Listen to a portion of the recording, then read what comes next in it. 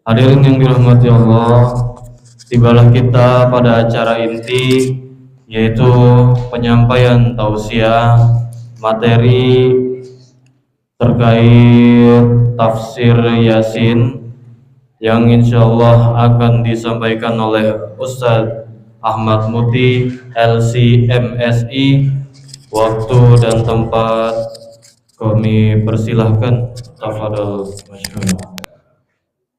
Bismillahi masyaallah la yasukul khairu illallah.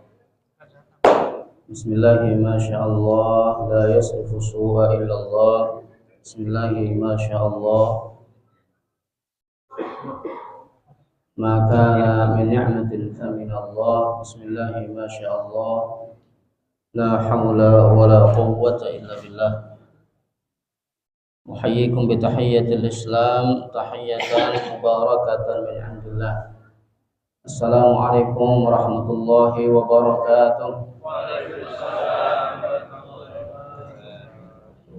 Innal hamdalillah nahmaduhu wa nasta'inuhu wa nastaghfiruh wa nastahdihi wa natubu ilayhi wa na'udzu bihi min shururi anfusina wa sayyiati a'malina may yahdihillahu fala mudilla lahu ومن يضلل فلا هادي له أشهد أن لا إله إلا الله وحده لا شريك له وأشهد أن محمدا عبده ورسوله وصفيه من خلقه وخليله صلوات الله عليه وعلى آله وصحابته ومن سار على نهجه إلى يوم القيامة أما بعد فيا أيها المسلمون أوصيكم ونفسي بتقوى الله وطاعته لعلكم تفلحون. فقال تعالى يا أيها الذين آمنوا اتقوا الله حق تقاته ولا تموتن إلا وأنتم مسلمون. Yang kami hormati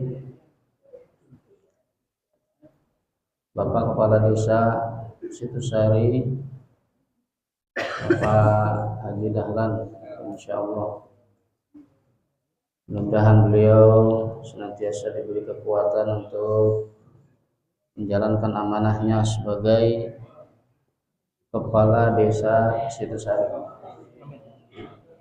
Yang kami hormati dan tentu bersama jajaran yang hadir pada saat ini, kami hormati Ketua MUI Desa Situsari, Ustadz Luki, serta seluruh jajaran yang hadir, dan juga para pengurus DMI, Dewan Masjid Indonesia Desa Situsari, para pengurus ranting Nahdlatul Ulama dan juga Muhammadiyah yang hadir pada kesempatan kali ini, Ketua DKM Masjid Al-Mujahidin Ustadz Usmawan beserta seluruh jajarannya, Bapak Ibu jamaah Masjid Al-Mujahidin yang dirahmati Allah Subhanahu wa ta'ala. Alhamdulillah kita bisa berkumpul bersilaturahmi untuk mengaji bersama. Dan baru saja kita membaca surat Yasin. Mudah-mudahan Allah jadikan setiap huruf yang kita baca berpahala dan dilipat gandakan oleh Allah Subhanahu wa ta'ala sebagaimana yang disampaikan oleh Nabi sallallahu alaihi wasallam, la aqulu alif lam mim harfun walakin alifun harfun wa lamun harfun wa mimun harfun. Bahwa membaca Al-Qur'an itu setiap hurufnya mengandung 10 kebaikan. Kata Nabi, saya tidak katakan alif lam mim itu satu huruf, tapi alif satu huruf, lam satu huruf, mim satu huruf.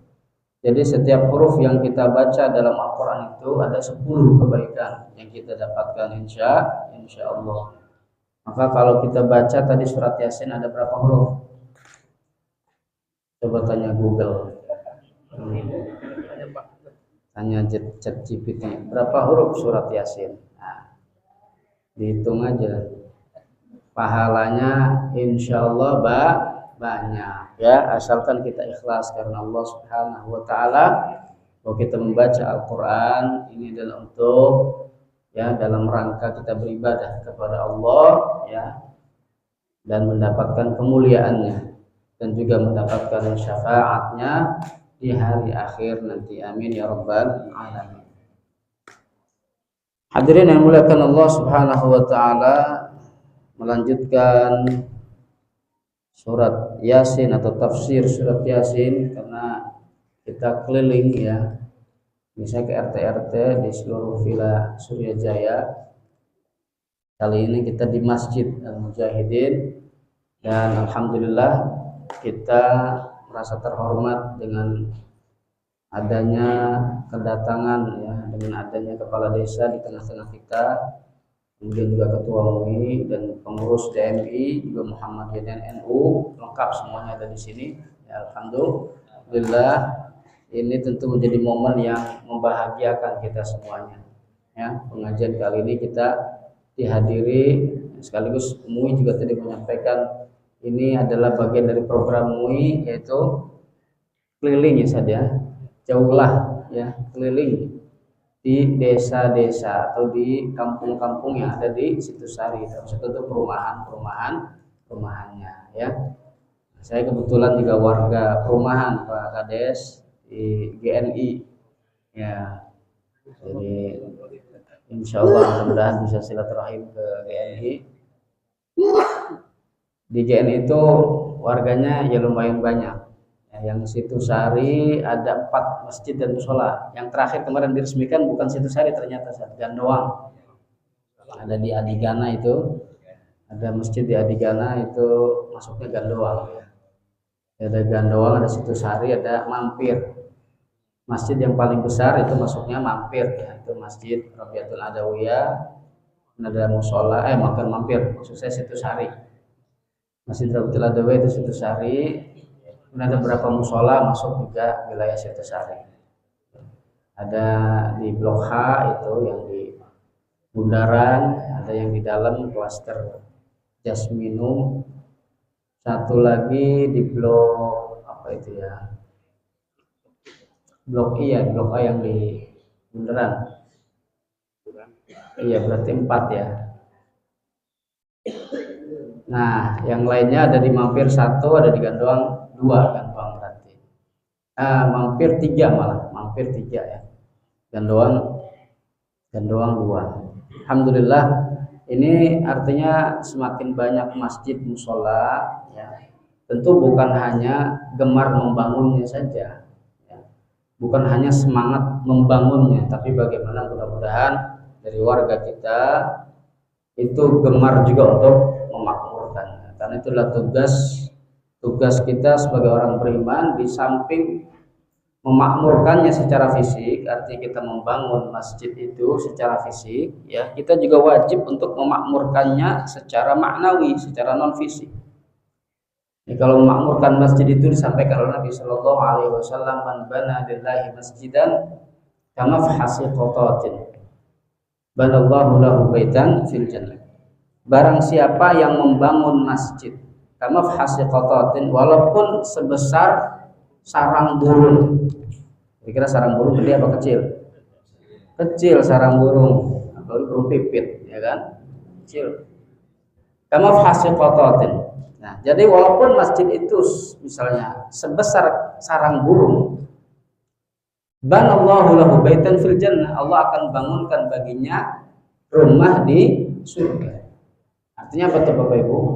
Artinya bahwa sekecil apapun kontribusi kita dalam membangun masjid, ya kan kita bangun masjid ini sama-sama.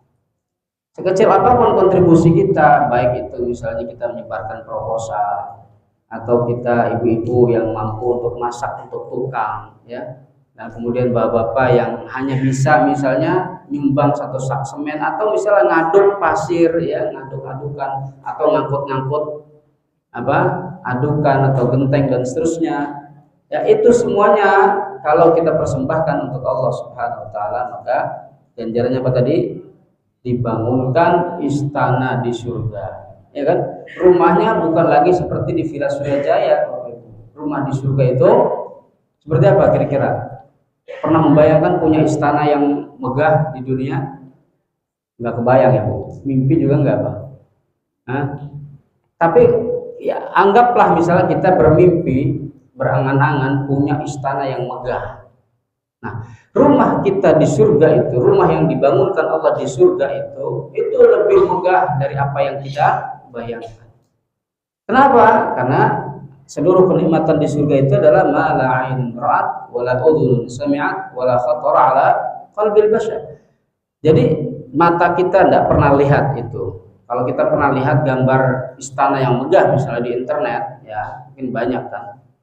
Nah, itu rumah yang dibangun Allah di surga lebih megah dari itu. Wala udhunun sami'at, atau kita pernah mendengar ada bangunan yang megah, yang besar, yang canggih misalnya, ya. Maka rumah yang dibangun oleh Allah itu lebih besar dari itu, ya, lebih megah dari apa yang pernah kita dengar di dunia. Jangankan pernah lihat, pernah didengar, ya. Terfikirkan pun oleh manusia itu tidak pernah. Yang namanya kenikmatan di surga itu apa? Terfikirkan oleh manusia pun itu tidak pernah. Itu saking di luar, kata orang-orang, di luar nurul. Nanti ada nurul gitu. Di luar nalar maksudnya. Di luar nalar apa? Di luar nalar manusia. Itu namanya kenikmatan di surga. Mudah-mudahan Allah Subhanahu wa taala mempertemukan kembali kita di surganya. Amin ya rabbal alamin. Bapak Ibu dimuliakan Allah Subhanahu wa taala. Ya, kalau tafsir surat Yasin kita sudah sampai kemarin ayat di 68. Kita lanjutkan ayat 69 ya Bapak Ibu. Kalau yang bawa Al-Qur'an baik itu fisik ataupun di Androidnya silahkan dibuka. Kita baca ya ayat 69, bunyinya gimana? A'udzu billahi minasy syaithanir rajim. Bismillahirrahmanirrahim. Wa ma 'allamnahu asy-syi'ra wa ma yanbaghi lahu in huwa illa dzikrun wa qur'anun mubin. Nah, ini tentang apa ini? Bahwa Nabi Muhammad SAW itu tidak pernah diajari syair. Wa ma 'allamnahu asy-syi'ra, dan kami tidak pernah mengajarinya syair. Wa ma yanbaghi lah, dan memang dia tidak pantas untuk bersyair, ya. Wa ma yanbaghi la in huwa illa dzikrun wa qur'anun mubin. Al-Qur'an itu tidak lain dan tidak bukan hanya apa? Zikr, memberi peringatan atau untuk berzikir, mengingat Allah Subhanahu wa taala. Qur'anun mubin, dan Qur'an yang nyata. Hadirin dimuliakan Allah Subhanahu wa taala, dalam tafsir Al-Munir Syekh Dr. Wahbah Az-Zuhaili ya mengatakan bahwa Al-Qur'an tentu sangat berbeda dengan syair. Al-Qur'an sangat berbeda dengan syair. Syair Arab itu ya itu ada istilahnya dari sisi apa? Penulisan. Syair itu kan biasanya sama ujung-ujungnya, Pak. Ya, syair Arab tuh. Sama juga dengan pantun, dengan puisi, kan begitu ya. Nah, kalau kita berpantun itu kan biasanya ujung-ujungnya sama kan Pak ya. Betul nggak? Berpantun dulu kita nih. Nanti belakang aja pantunnya. Nah, jadi ada yang istilah disebut dengan darurat syairiyah. Ya, jadi karena ada darurat syair biasanya dalam syair itu kadang-kadang ya itu menyalahi kaidah bahasa Arab. Tapi kalau Al-Qur'an tidak pernah ada yang namanya darurat syariah. Tidak ada kandungan itu. Jadi tidak ada misalnya Al-Qur'an itu melanggar kaidah bahasa Arab ya, nahwu sharaf, tidak pernah Al-Qur'an melanggar kaidah bahasa itu. Justru nahwu sharaf itu kemudian disusun ya, diambil dari mana? Ya dari situ rujukannya. Karena apa? Nahwu shorof itu adanya duluan Quran atau nahwu shorof belakangan. Ya, dulunya benar ya. Al-Quran duluan tentu, ya nahwu shorof belakangan. Siapa pertama kali yang meletakkan ilmu nahwu shorof itu? Nah, ada namanya, ada dua orang. Ada namanya Imam Al-Farahidi. Al-Farahidi. Yang kedua ada namanya sebut Abul Aswad Ad-Du'ali.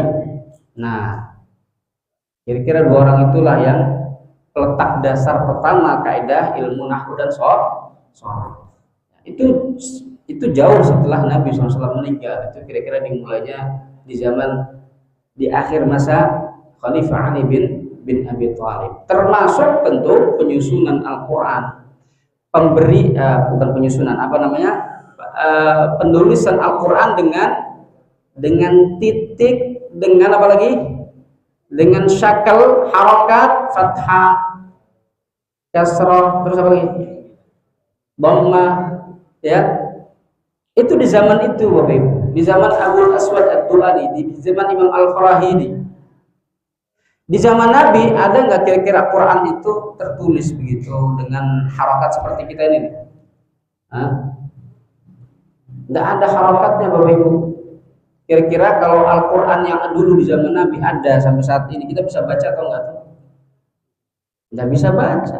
Nggak ada titiknya. Ba nih, Bapak. Ba, huruf ba itu nggak bisa dibedakan. Ba ini ba, ta atau sa, kira-kira. Di zaman Nabi nggak ada titiknya. Ya, tidak ada titiknya. Jim, ha, kha itu nggak ada. Ini jim, ini ha, ini kha. Ya, itu tidak ada. Jadi peletakan titik-titik itu, terus kemudian harokat itu jauh setelah masa Nabi Shallallahu Alaihi Wasallam. Ya, nah, itulah yang disebut sesuatu yang baru, ya kan? Tapi kemudian apakah itu melanggar? Kan tentu tidak. Ya, itu bukan pelanggaran. Justru apa? Itu dibutuhkan oleh masyarakat kita. Coba bayangkan tidak ada, kalau tidak ada ada ulama yang kemudian berinovasi semacam itu. Nah, tidak ada yang meletakkan misalnya titik, kemudian harokat. Kita nggak kebayang, kita bisa nggak bacanya. Ya, orang Jawa Barat itu bisa nggak baca Quran seperti itu.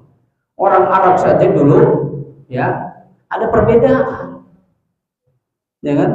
Ada perbedaan. Nah, hadirin yang dimuliakan Allah Subhanahu Wa Taala, maka Al-Quran ini adalah kalamullah, berbeda dengan syair.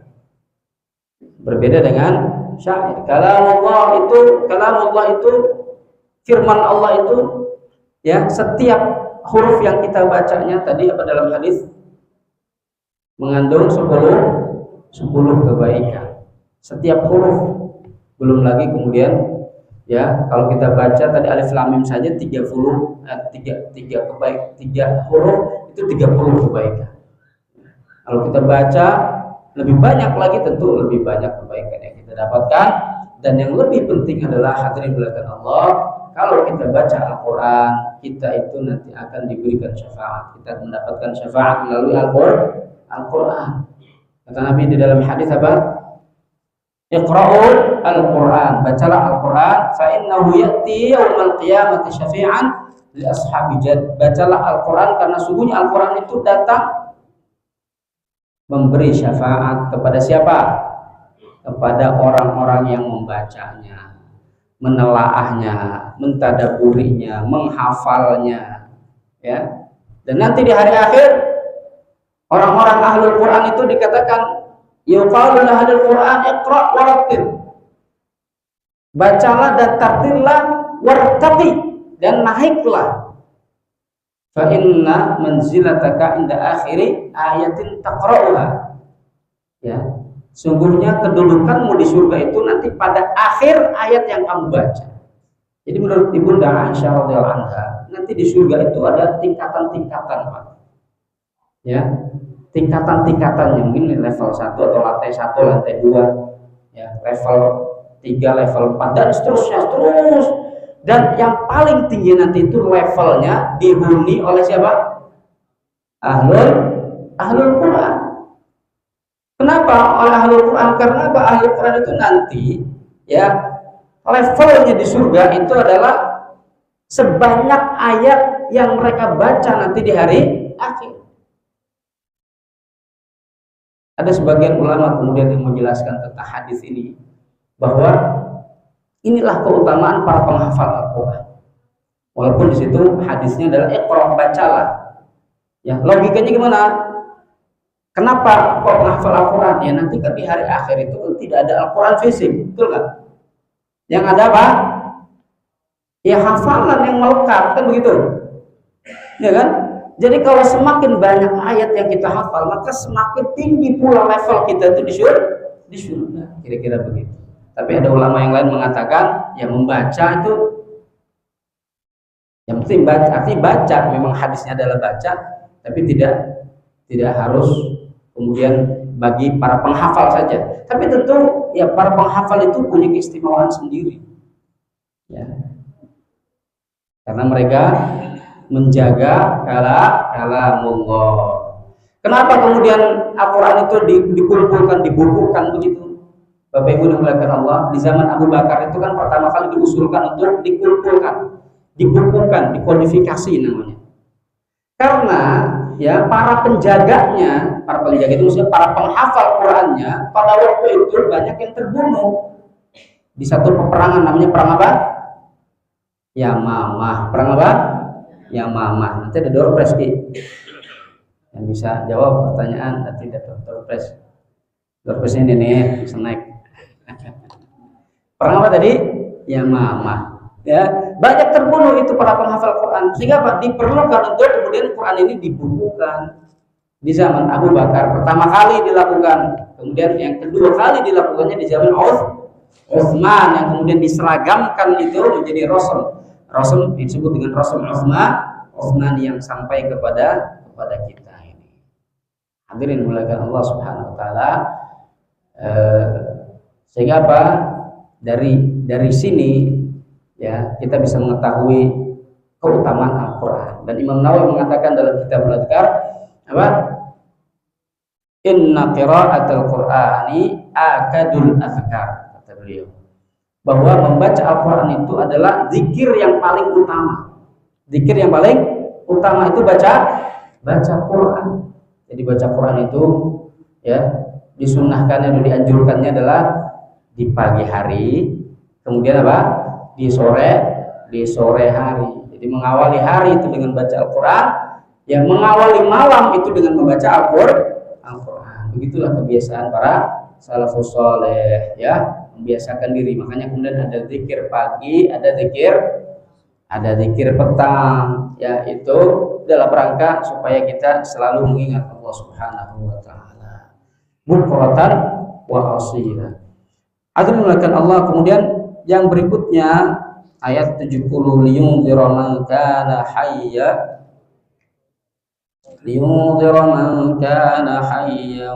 wa yahiqqal qawlu 'alal kafirin.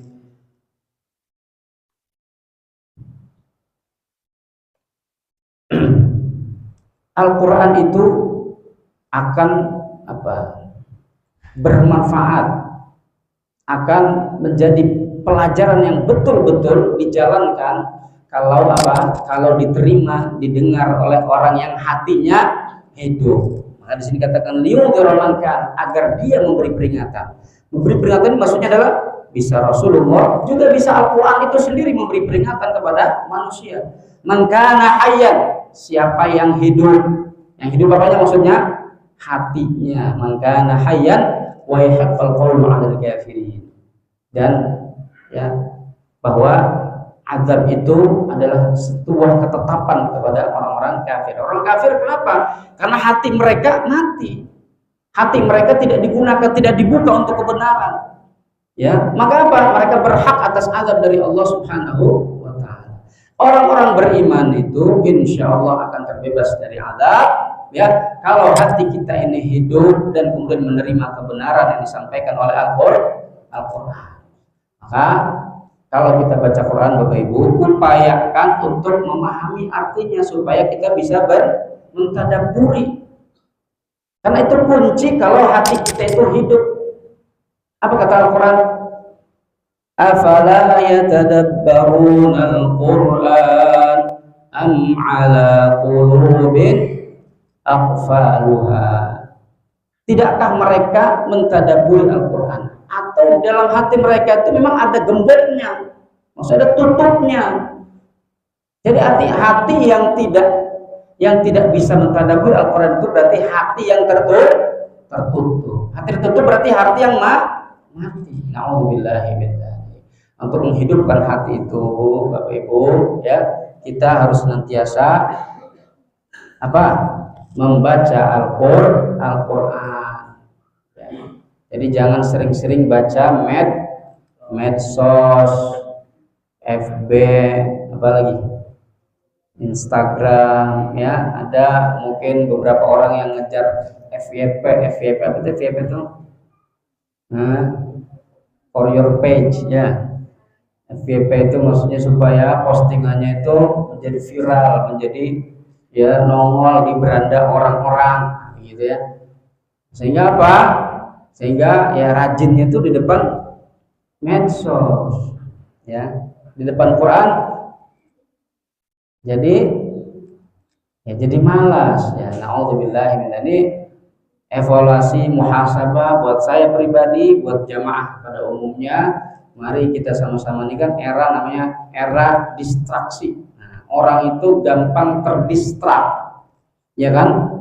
Ya, lagi ngobrol begini, lagi ngobrol, pasti itu ada ya mungkin beberapa orang yang kemudian megang HP dan kemudian tidak fokus dengan teman yang ada di depannya. Ini kadang ngobrol begitu, semuanya megang HP, ngelihat HP, itu enggak? Itu enggak, Bu? Itu enggak, Pak? Lagi ngobrol bareng gini, ya, pada megang HP, ngelihatnya HP, terus pada ketawa sendiri-sendiri. Ini ngobrol masing-masing, lagi ngumpul, lagi rapat, ya, apalagi ngobrol sama orang di dunia maya, ketawa-tawa sendiri, ya. Nah, hadirin dimuliakan Allah Subhanahu wa taala, memang ujiannya berat. Zaman sekarang itu ujiannya lebih berat, ya, dari zaman dulu. Ya, untuk istiqomah itu berat karena ya semuanya ada di genggaman kita, di handphone. Ya, yang haram, yang halal ada di situ. Ya, maka kita senantiasa minta perlindungan kepada Allah Subhanahu wa taala, keistiqomahan untuk senantiasa, ya, terus berupaya semaksimal mungkin untuk beribadah kepada Allah, menjalankan ketaatan kepada Allah di era yang disebut dengan era digital, ya kan? Era digital ini, kitab yang saya bawa aja, Pak, Bu, ini ada di sini di aplikasi. Ini kalau kitab ini ada fisiknya segini, ya kan, berjilid-jilid, ada 15 jilid. Tafsir Al-Munir ini ada 15 jilid, sekitar 15 jilid, Bapak Ibu, ya. Bawa satu jilid aja lumayan berat. Ini praktis di handphone ada. Ini namanya aplikasi Maktabah Syamilah, tapi ini bahasa Arab, ya, Bu. Ada juga mungkin bahasa Indonesia, tapi tidak tahu saya ada apa enggak. Nah, ini era digital, itu banyak memang kemudahan-kemudahan. Belum lagi ada AI, ya kan? Apa itu AI? Kecerdasan buatan. Mau apa aja bisa pakai AI, Bapak Ibu. Bikin video orang, ya, bisa bicara begitu dan kemudian dia mukanya menyerupai orang betulan, padahal itu bikinan AI, bukan orang itu, Pak. Ya, itu kode-kode yang kemudian menjadi gambar orang, video dan seterusnya. Nah, ini kan tergantung kita untuk digunakannya untuk apa. Untuk media dakwah itu sangat baik. Maka kalau kita misalnya bermedsos, ya jangan lupa masukkan di situ nilai-nilai dakwah. Kalau mau FYP-nya itu yang baik-baik, yang bagus-bagus, ya, Bapak Ibu, ya kan? Jangan FYP yang nggak ada manfaatnya. Karena kita berbagi itu di medsos itu, ya, supaya dia berpahala dan jariah kita mengalir, ya, menjadi jariah kita. Itu kalau kontennya itu ada konten dakwahnya, ya, mengajak orang lain berbuat berbuat baik, beribadah dan seterusnya. Hadirin mulakan Allah. Kemudian yang berikutnya ayat berapa nih? Ayat 71. Awalam yarau anna khalaqna lahum mimma 'amilat aydina an'aman fahum laha malikun wa dhallalnaha lahum faminha rakubuhum wa minha ya'kulun wa lahum fiha manafi'u wa masharibu afala yashkurun. Ini tentang kenikmatan yang sudah Allah berikan kepada umat manusia. Tidakkah mereka memperhatikan bahwa kami menciptakan bagi mereka apa? An'ama, ya, dengan kekuasaan yang kami miliki, kami menciptakan binatang-binatang ternak, ya, fahum laha malikun, yang kemudian mereka miliki. Wa dzallalnaha, dan kami tundukkan binatang-binatang ternak itu. Faminha rakubuhum, diantaranya ada yang dikendarai, diantaranya ada yang dimakan. Kemudian ada manfaat yang lain, diantaranya bisa, ya, untuk kemudian menghasilkan minuman.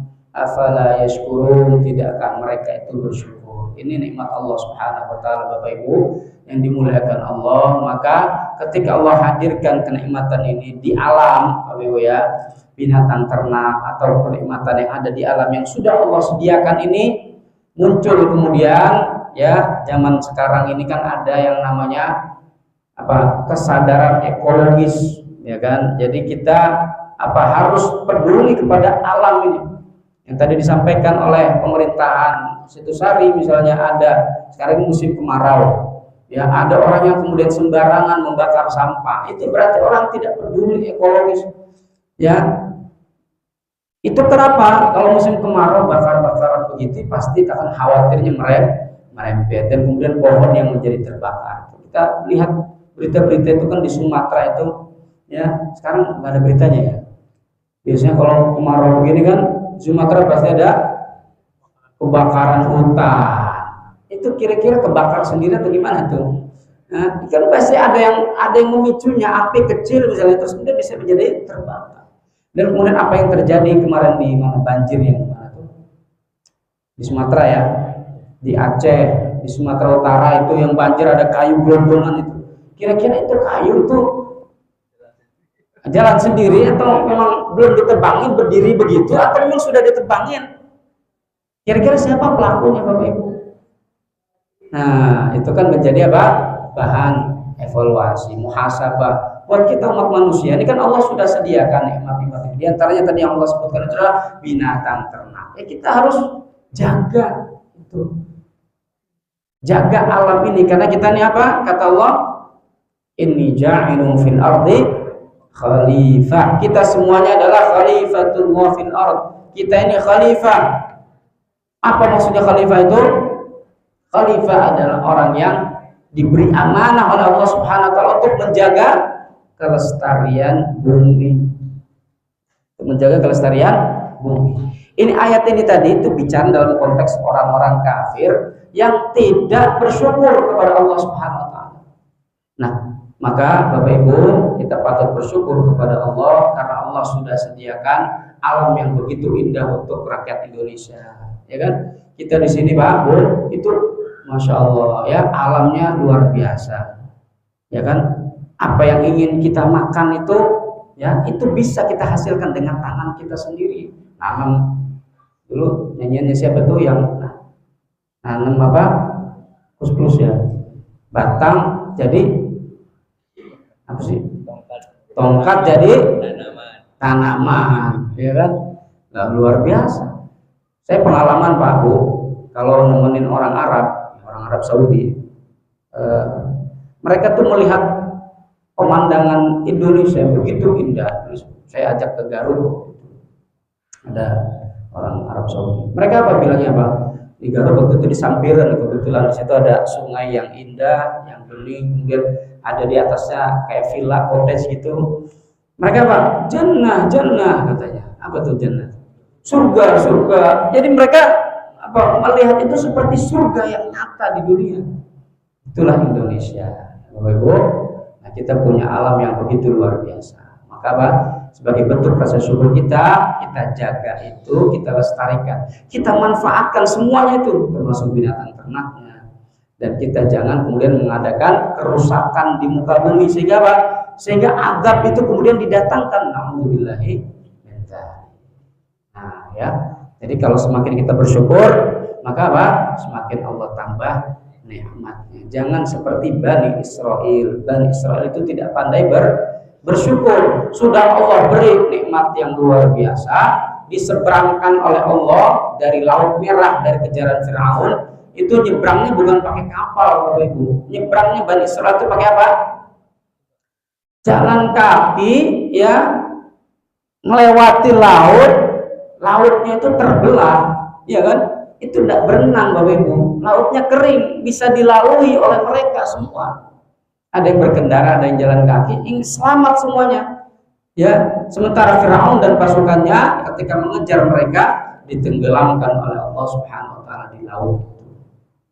Dan setelah itu apakah mereka bersyukur? Itu Bani Israel diberi makan oleh Allah Subhanahu wa taala. Diberi makannya bagaimana caranya?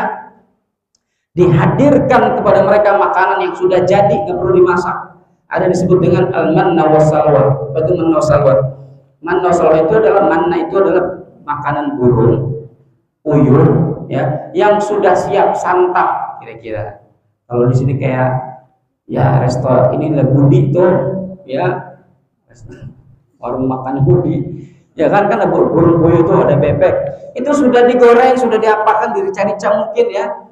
Itu sudah santap itu, ujuk-ujuk datang, Allah kirim itu. Kemudian apa lagi? As-salwa itu minumannya madu bercampur embun, kira-kira enak nggak itu? Diminum di tengah padang pasir yang panas terik. Lalu kemudian apa? Dinaungi mereka dengan awan. Wa dhallalna, disebutkan dalam surah Al-Baqarah, wa dhallalna 'alaikumul ghamama wa anzalna alaihimul manna wassalwa wa dhallalna 'alaihimul ghamama wa anzalna 'alaikumul manna wassalwa. Jadi kami naungi dengan awan, kemudian apa? Diberi makanan yang disebut dengan al-manna wassalwa. Ya, ini bukan restoran yang di Cibubur, bukan? Ya. Nah, al-manna wassalwa, makanan surga didatangkan oleh Allah Subhanahu wa taala kepada Bani Israel pada waktu itu, Bapak Ibu. Apa mereka bersyukur? Tidak bersyukur, Bapak Ibu. Apa yang mereka lakukan pada waktu itu? Mereka justru minta yang lain. Ya Musa, du'u lana rabbaka yukhrij lana min baqliha wa qithaiha wa fumiha wa adasiha wa basaliha. Mereka justru minta yang lain. Wahai Musa, berdoalah kepada Tuhanmu supaya Dia mengeluarkan untuk kami apa? Sayur-mayurnya, timunnya, ya kan? Bawang merahnya, bawang putihnya, ya. Jadi minta bumbu dapur, Bu, ya kan? Ya, kalau bahasa kerennya mungkin minta salad, ya. Ada situ sayur-mayurnya, ada timunnya. Nah, Bapak Ibu dimulakan Allah Subhanahu wa taala, maka jangan jadi kita seperti Bani Israel yang tidak bersyukur kepada Allah. Maka ayat ini mengingatkan kita untuk selalu bersyukur kepada Allah Subhanahu wa taala.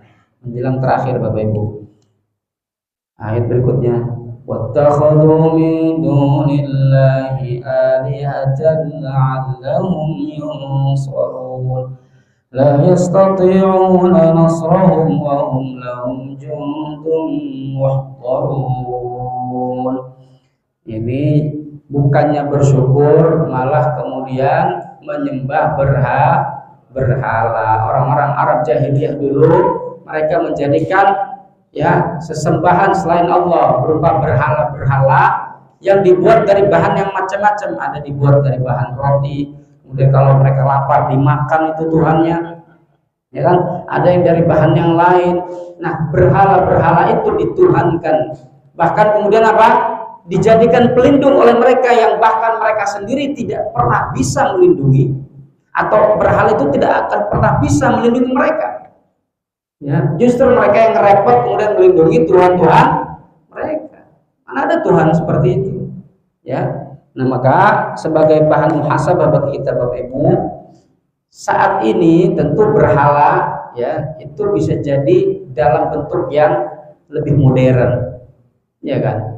Yang dipertuhankan itu kalau zaman dulu ada namanya berhala disembah, tapi sekarang ini bisa jadi ya berhala-berhala modern itu kemudian menjelma pada bentuk yang lain. Apa kira-kira? HP, wah, apalagi tuh.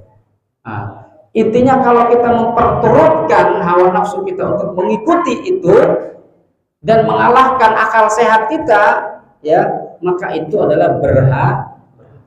Karena kata Allah, wa minan nasi man ittakhadha ilahahu hawahu. Ada di antara manusia itu yang menjadikan Tuhannya itu atau hawa nafsunya itu sebagai Tuhannya.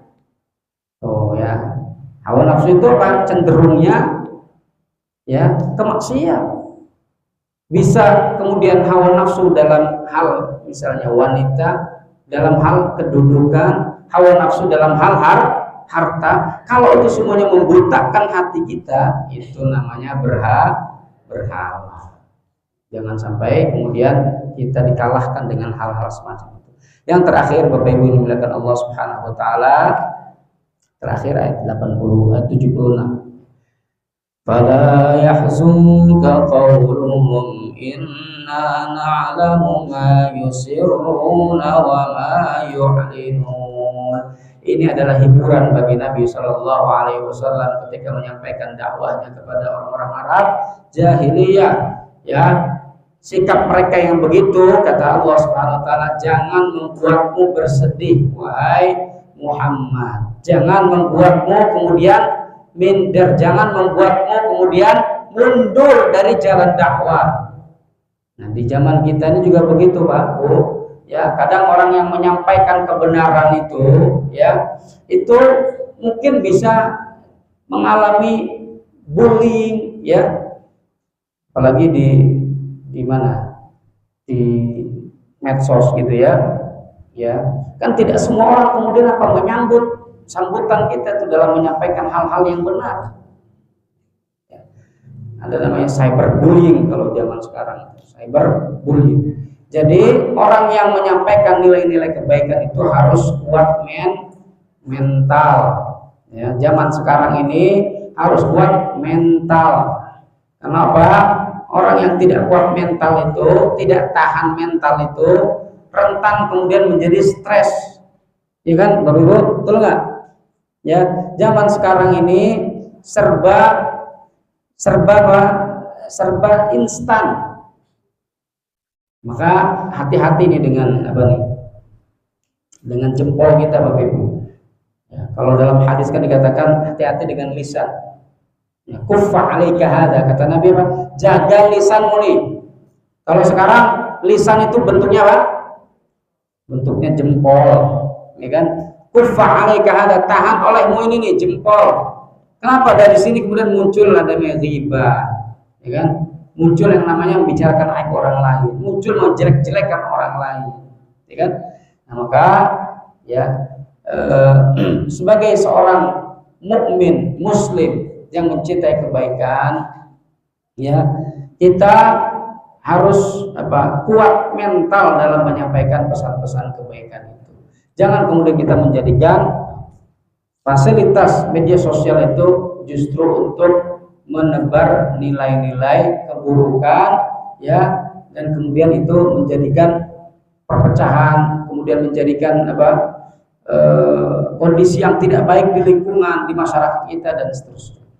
Hadirin dimuliakan Allah Subhanahu wa taala, itu barangkali sudah larut malam ini, sudah jam 11:30.